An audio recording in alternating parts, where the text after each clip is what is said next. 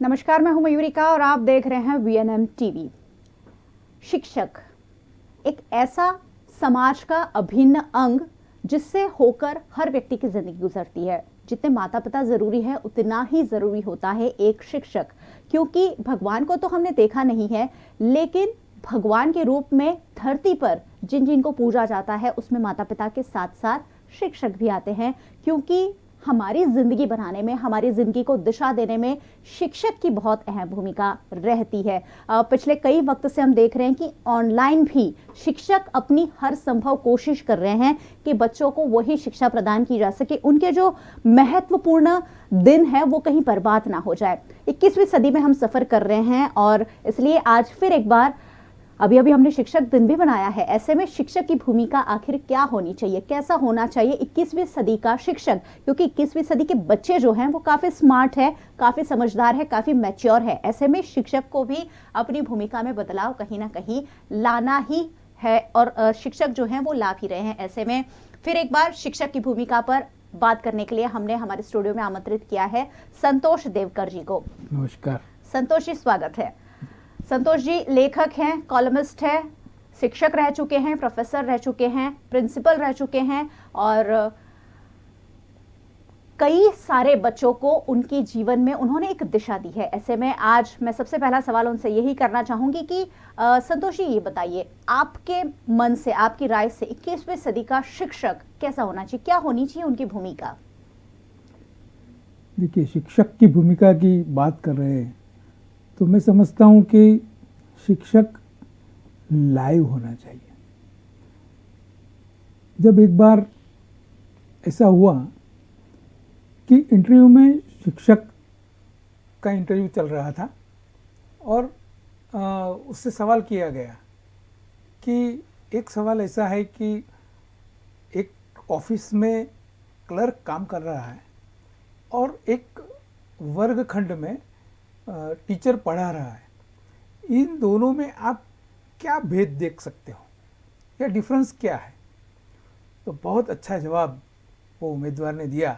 उसने कहा कि वो जो क्लर्क है वो फाइल के साथ काम करता है, ज़्यादा से ज़्यादा कंप्यूटर के साथ काम करता है, लेकिन ये जो टीचर है, ये जो शिक्षक है, ये शिक्षक उसके क्लास के 40-50 बच्चों के साथ काम करता है और वो जो बच्चे हैं वो लाइव बच्चे हैं, वो संवेदन वाले बच्चे हैं, संवेदना अनुभवते हैं, उनके पास प्रेम है, उनके पास सहानुभूति है, उनके पास आवेग है। ऐसे बच्चे के साथ वो काम कर रहा है। तो समझो कि वो जो सचेतन अवस्था के बच्चों के साथ काम कर रहा है तो वो खुद भी सचेतन होना चाहिए, वो खुद भी लाइव होना चाहिए। अगर वो शिक्षक खुद लाइव नहीं है या फिर कुछ अपडेट नहीं है तो पूरा क्लास डेड हो जाता है। तो मैं समझता हूं कि उसमें कुछ हो या ना हो, कोई दूसरी बात हो या ना हो, लेकिन वो शिक्षक लाइव जरूर होना चाहिए, सचेतन होना चाहिए, उत्साही होना चाहिए। बिल्कुल सही बात है, शिक्षक लाइव होने चाहिए, क्योंकि आजकल बहुत ज़्यादा चीज़ें बच्चों के पास उपलब्ध हैं। कोई भी सवाल मन में आता है तो गूगल करते हैं बच्चे फौरन और उसकी जानकारी ले लेते हैं। एक वक्त ऐसा था जब हर चीज़ शिक्षकों से पूछी जाती थी। ऐसे में शिक्षक की महत्ता कहीं ना कहीं थोड़ी सी घट रही है, उनकी जो भूमिका है वो कम हो रही है। इसका जिम्मेदार कौन है और कैसे इसे संभाला जा सकता है, ये मैं ज़रूर आपसे पूछना चाहूँगी। सर, शिक्षक की भूमिका जो है बच्चों के जीवन में, आप माने कि ना माने, कहीं ना कहीं कम होती जा रही है, क्योंकि बहुत सारी चीज़ें, बहुत सारे प्लेटफॉर्म्स अब अवेलेबल हो गए हैं। पहले कोई भी सवाल जब मन में आता था, बच्चा सोचता था मैं सुबह स्कूल जाऊंगा और सबसे पहले सर से यही पूछूंगा, टीचर से यही पूछूंगा, लेकिन अब बच्चों के पास बहुत आसान है। ऐसे में कैसे शिक्षक अपनी जो भूमिका है घटती जा रही है उससे बचा सकते हैं? स्वयं सिद्धानाम, अगर आपको सिद्धि चाहिए तो खुद, और आपकी अगर कीर्ति चाहिए तो उसके जिम्मेदार भी आप खुद हो। जब कहीं ऊंचाई पर जाना है तो कुछ करना पड़ता है, लेकिन ऊंचाई से नीचे आने के लिए कुछ करना नहीं पड़ता। कैरेक्टर बिल्डिंग, या जिसको बोलते हैं हम कि घड़तर, વિદ્યાર્થીનું ઘડતર કરનારો શિક્ષક એક પોતે સક્ષમ હોવો જોઈએ. પણ એ સક્ષમ ન હોવાને કારણે વિદ્યાર્થીનું ઘડતર થતું નથી, અને વિદ્યાર્થીનું ઘડતર ન થવાથી સમાજ ઘડતર વગરનો બને છે. હવે એ વિદ્યાર્થી સમાજમાંથી આવે છે. જેવો શિક્ષક એવો વિદ્યાર્થી, અને જેવો વિદ્યાર્થી એવો સમાજ. જ્યારે સમાજ ઉપર તમે કોઈક પ્રતિબિંબ ઝીલવા જાઓ છો ત્યારે એ પ્રતિબિંબ સીધું શિક્ષકનું પ્રતિબિંબ ઝીલાય છે. તમે જોજો કોઈક ગામની અંદર જો સગાઈનો પ્રસંગ હશે ને, નાનકડો સગાઈનો પ્રસંગ, તો એ સગાઈના પ્રસંગમાં બધા સગાવાલા આવી ગયેલા હશે, અને પછી એવું કહેવામાં આવે કે ભાઈ ઊભા રહો, અમારા શિક્ષકને બોલાવો. સગાઈનો પ્રસંગ હોય, સામાન્ય સગાઈનો પ્રસંગ, તો પણ ગામમાં શિક્ષકને બોલાવવામાં આવે છે. કેમ? તો કે શિક્ષકને એટલું માન છે, એટલી પ્રતિષ્ઠા છે, એટલું એમણે એ ગામમાં આપ્યું છે. જો આજે જ્યારે કોઈ વિદ્યાર્થી પોતાનો શિક્ષક સામેથી આવે છે ને જો એ મોઢું સંતાડીને વળી જાય છે, તો એના માટે જવાબદાર વિદ્યાર્થી છે? નહીં. એના માટે જવાબદાર શિક્ષક પોતે છે. શિક્ષક પોતે ક્લાસમાં જઈને જો લાઈવ નહીં હોય, એ ક્લાસમાં જઈને પોતે અપડેટ થયેલો નહીં હોય, અને જૂના ભાષણો અને જૂની વાતોને 1980માં લખેલી નોટ્સ જો એ પ્રોફેસર વાંચતો હશે તો એ ક્લાસમાં વિદ્યાર્થીઓની સંખ્યા નહીં હોય. એવા જ પ્રોફેસરની આ ક્લાસમાં સંખ્યા ફૂલ હોય છે કે જે પ્રોફેસર પોતે લાઈવ છે અને કરંટ ટોપિક ઉપર કોઈક વાત કરે છે. મેં એવા ઘણા એવા શિક્ષકો પણ જોયા છે કે જે બસ જૂનું, જે ગઈ સાલનું જે વાત હોય, જે વાર્તાઓ હોય, એ જ વાર્તાઓ વિદ્યાર્થીઓને કહી રાખે. એટલે પેલો વિદ્યાર્થી પણ પેલાને કહે કે જોજે આ સાહેબ આવશે ને તો આ ઉદાહરણ આપશે. પરિણામે જે જૂનું થઈ ગયું છે, કે વારંવાર આવેલી વાતો છે, વિદ્યાર્થીને ગમતી નથી. એટલે જો શિક્ષકે પોતાની ગરિમા ઊંચાઈ વધારવી હશે તો એણે અપડેટ રહેવું પડશે. અપડેટ માટે મેડમ એક સુંદર ઉદાહરણ મારે આપવાનું મન થાય છે કે અપડેટ કેવી રીતના રહીશું. એકવાર કેટલાક યુવાનિયાઓ ફિલ્મ જોવા માટે ગયા. હવે ફિલ્મ જોવા માટે ગયા એટલે યુવાનિયાઓ ફિલ્મ જોવા માટે ગયા એટલે બેઠા, અને એ પહેલી જ હરોળમાં બેઠા, અને એમની આગળ એક કાકા બેઠા. એટલે કાકા બેઠા એટલે પેલા યુવાનિયાઓ કહે કે યાર આ કાકા કેમ આવ્યા હશે પિક્ચર જોવા માટે? આ ફિલ્મ તો પાછી ઇંગ્લિશ છે, કાકાને તો હવે ગુજરાતીના ઠેકાણાને ઇંગ્લિશ ક્યાં જોશે? હવે ફિલ્મ તો શરૂ થઈ, પણ પેલા યુવાનિયાઓથી રહેવાય નહીં કે આ કાકા શું જુએ છે. નથી કંઈ એમને કંઈ ખબર પડે, ને અંગ્રેજી ભાષાની ખબર પડે. પણ આખું ફિલ્મ પૂરી થઈ, પણ એ ખતબત જે કર્યા કરતા હતા એટલે પેલા કાકાનું ધ્યાન ગયું. ખબર તો પડી કે મારા વિશે આ લોકો કંઈક ચર્ચાઓ કરે છે. પિક્ચર પૂરું થયું ને બધા ટોકીઝમાંથી બહાર નીકળ્યા એટલે પેલા એક યુવાનિયાથી તો રહેવાયું નહીં, એણે પૂછી જ લીધું, કાકા આ પિક્ચરમાં તમને કાંઈ ખબર પડી? કાકાએ બહુ જ સુંદર જવાબ આપ્યો. એ જે જવાબ આપ્યો ને એ આખા શિક્ષક સમાજ માટે બહુ અદ્ભુત જવાબ આપ્યો કે અપડેટ એટલે શું, એવો અદ્ભુત જવાબ એણે આપ્યો. કાકાએ કીધું, બેટા હું ભણેલો નથી, હું ઝાઝું ભણ્યો નથી, આ ફિલ્મ તો ઇંગ્લિશ છે, મને ઇંગ્લિશ આવડતું જ નથી.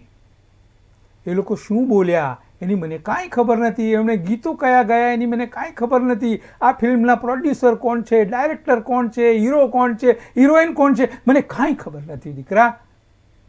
પણ મારો ધંધો તો દરજીનો છે. આ હિરોઈને કયા પ્રકારનો ડ્રેસ પહેર્યો છે, એની નવી ડિઝાઇન કઈ છે, અને આ હીરોએ કયા પ્રકારનું પેન્ટ પહેર્યું છે, અને એના પોકેટની ડિઝાઇન કયા પ્રકારની છે. દીકરા હું તો મારા ધંધાના વિકાસ માટે અહીંયા આવ્યો છું, મારા ધંધાના ડેવલપમેન્ટ માટે હું અહીંયા આવ્યો છું કે આ લોકોએ કઈ પ્રકારની નવી ડિઝાઇન બજારમાં આવી છે એ જોવા માટે હું આવ્યો છું. દોસ્તો, એવો એક પણ ધંધો નથી કે જેમાં જો તમે અપડેટ નહીં હો તો બજાર તમને ફેંકી દેશે. એટલે અપડેટ પણ મારે કરુણતા સાથે કહેવું પડે છે મેમ કે કેટલાક શિક્ષકો તો નોકરી મળી એટલે વાંચવાનું છૂટ્યું. એમને તો એવું પૂછવું પડે કે ઈસવીસનની કઈ સદીમાં તમે લાઇબ્રેરીમાં ગયા હતા.